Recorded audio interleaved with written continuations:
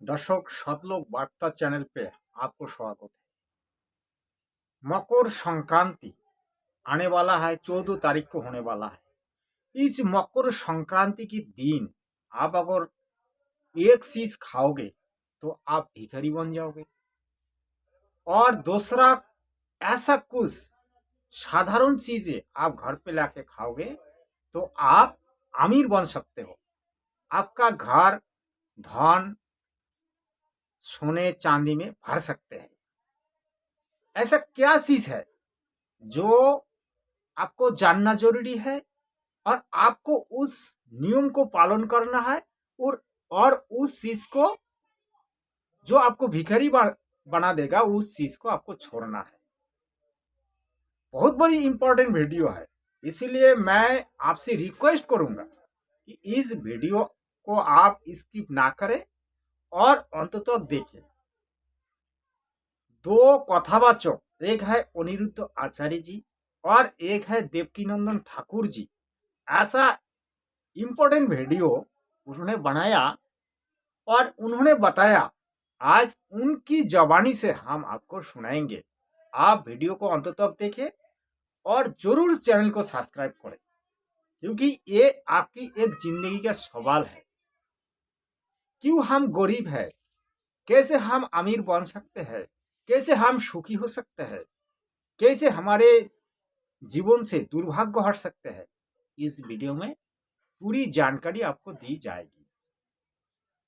शनि के घर मकर राशि में प्रवेश करते हैं, पिता और पुत्र का मिलन होता है। इसी दिन से देवताओं का दिन यानी उत्तरायण शुरू होता है, यानी स्वर्ग के दरवाजे खुल जाते हैं। लेकिन भक्तों, 2026 की मकर संक्रांति बहुत अलग है। बहुत से लोग जो खुद को ज्ञानी समझते हैं वे आपको कहेंगे कि इस दिन खिचड़ी खानी चाहिए, चावल और दाल की खिचड़ी। लेकिन सावधान, यही वो गलती है जो आपको बर्बाद कर सकती है। क्यों? ध्यान से सुनिए। 14 जनवरी 2026 को शततिला एकादशी, शतिला एकादशी भी पड़ रही है। हमारे शास्त्रों में साफ साफ लिखा है और गरु पुराण गवाह है कि एकादशी के दिन चावल खाना साक्षात मांस खाने के बराबर पाप माना जाता है। अगर आपने पुरानी आदत के अनुसार इस बार संक्रांति पर चावल या खिचड़ी खाई तो पुण्य मिलना तो दूर, आप ब्रह्म हत्या समान पाप के भागी बन जाएंगे और माँ लक्ष्मी उसी क्षण आपके घर से रूठकर चली जाएंगी। तो फिर वो गुप्त चीज क्या है जिसे खाने से धन वर्षा होती है? भक्तों, वह दिव्य भोजन है काला तिल और गू। जी हाँ, काला तिल और गू। सुनने में ये बहुत साधारण लगता है, लेकिन इसका प्रभाव चमत्कारिक है। शास्त्रों में काले तिल को शनिदेव और पितरों का प्रतीक माना गया है और गू को सूर्य देव का प्रतीक माना गया है। मकर संक्रांति के दिन जब आप काले तिल और गू का सेवन करते हैं तो आप एक साथ सूर्य और शनि दोनों ग्रहों को शांत कर देते हैं। एक तरफ सूर्य देव आपको मान सम्मान और स्वास्थ्य देते हैं, तो दूसरी तरफ शनिदेव आपके जीवन से सारी रुकावटें और दुर्भाग्य हटा देते हैं। तो मुझे लगता है आपके जीवन में इसका बहुत बड़ा लाभ होगा। पहले आप कुछ दीपक अवश्य जलाएं, दीप दान करें। वो दीप दान आप कर सकते हैं अपने ठाकुर जी के देवालय में, बहते हुए जल के पास, नदी में, गंगा जमुना के तट पे। अगर ना हो तो अपने घर में ही एक किसी बड़े बर्तन में गंगा जल या जमुना जल भर के उसमें भी आप दीपदान कर सकते हैं। एक अपने घर की देहरी पर दीपदान करें, एक अपने पितरों के नाम से अवश्य दीपदान करें। 5, 7, 11 जितने भी दीपदान आप कर सकें अवश्य करना चाहिए। ये दीपक साधारण दीपक नहीं है, ये दीपक हमारी दरिद्रता का हरण करते हैं, ये दीपक हमारे रोगों का नाश करते हैं, ये दीपक हमारी जो है सुख शांति में समृद्धि देते हैं। क्यों? ये दीप ज्योति पर ब्रह्म, साक्षात प्रकाश स्वरूप भगवान ब्रह्म ही है। इसलिए हमें दीपदान अवश्य बार बार करते रहना चाहिए, देवालय में कर देना चाहिए।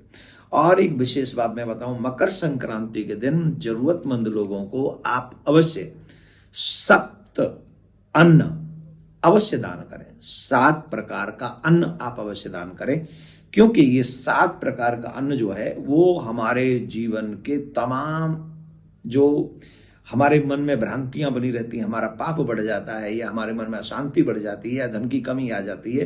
कई ऐसी समस्याएं हैं जिनका हरण अगर हम 7 प्रकार के अन्न का दान करें तो वो सारी समस्याओं का समाधान हो जाता है, जिसमें तिल हो सकता है, चावल हो सकते हैं, और अन्न दाल कई प्रकार की होती है। आप इस प्रकार से 7 प्रकार के अन्न अवश्य उस दिन दान में करें। दर्शक, आप लोगों ने सुना दो संत या फिर 2 कथावाचक की जो प्रवचन। आपको अच्छा लगा होगा, मुझे तो अच्छा लगा ही है, इसलिए मैं उनका क्लिप लेके वीडियो बना रहा हूँ।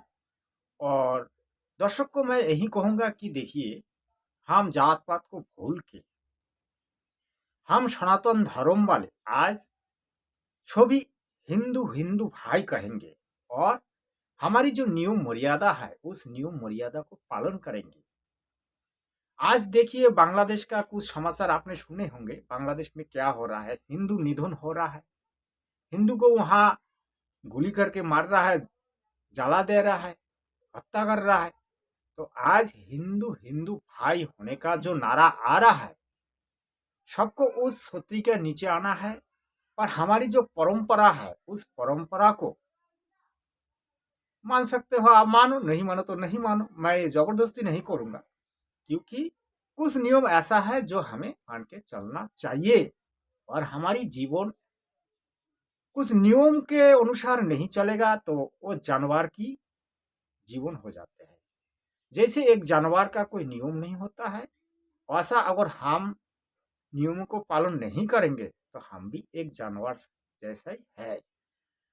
मानव और जानवर, आदमी और पशु बहुत ही अंतर है। एक मानव बहुत कुछ कर सकते हैं, उनके पास दिमाग है, बुद्धि है, बहुत कुछ है, लेकिन एक जानवर के पास नहीं है। आज जुगों जुगों से जो चली आ रहा है, जो परंपरा, जो नियम, जो तिथियां, उस तिथियों को थोड़ा बहुत पालन करना चाहिए, और कुछ तिथियों को छोड़ना भी चाहिए जो कि हमारे शास्त्रों विरुद्ध है, उसको छोड़ना चाहिए। यही मैं कहूँगा। आप वीडियो को अंत तक देखा, इसके लिए आपको बहुत बहुत धन्यवाद कहूँगा। और चैनल को जरूर सब्सक्राइब करें, और सतलोक वार्ता चैनल को जरूर फॉलो करें। धन्यवाद। क्या शिष्यों का यही कहना है कि रामपाल महाराज जी से दीक्षा लेके जो सद्भक्ति करेगा वही सुखी हो सकता है। तो इसके विषय में हम 2-4 बात कहेंगे, आप सुनते रहिए, और हो सके तो चैनल को जरूर सब्सक्राइब करके रखें। संत रामपाल महाराज जी आज बहुत दिनों से जेल में है, लेकिन उनके शिष्य दिन के दिन बढ़ते जा रहा है। उनकी नामधाम सेंटर भी बढ़ते जा रहा है, और बरबला आश्रम से शुरू करके आज उनकी 13वां आश्रम बन गया, जबकि विदेशों में भी उनकी नामधाम सेंटर है, और एक आश्रम भी है जो नेपाल में है, धनुष आश्रम नाम से जाना जाता है। देखिए, जो जगत गुरु तत्वदर्शी संत रामपाल महाराज जी ने जो लड़ाई कर रहा है, इस लड़ाई में जो सच्चाई है, सच्चाई जनता का सामने आ रहा है, और जनता जाग रहा है, जनता अपनी आंखों से देख रहा है सच्चाई क्या है। जनता बेवकूफ नहीं है, बेवकूफ बनाते हैं कुछ लोगों ने। क्योंकि संत रामपाल महाराज जी का जो मिशन है भ्रष्टाचार मुक्त भारत और भ्रष्टाचार मुक्त देश, और शास्त्रों अनुकूल साधना, शास्त्रों विरुद्ध साधना को बंद करके शास्त्र अनुकूल साधना करवाना है, और सभी को मोक्ष दिलाना है। संत रामपाल महाराज जी की ये लक्ष्य है। संत रामपाल महाराज जी इस लक्ष्य को पूरा करते हुए, और कुछ ऐसे शास्त्र विरुद्ध साधना करने वाले के विरोध से वो जेल में चला गया, और जेल जाके अभी जेल में ही है।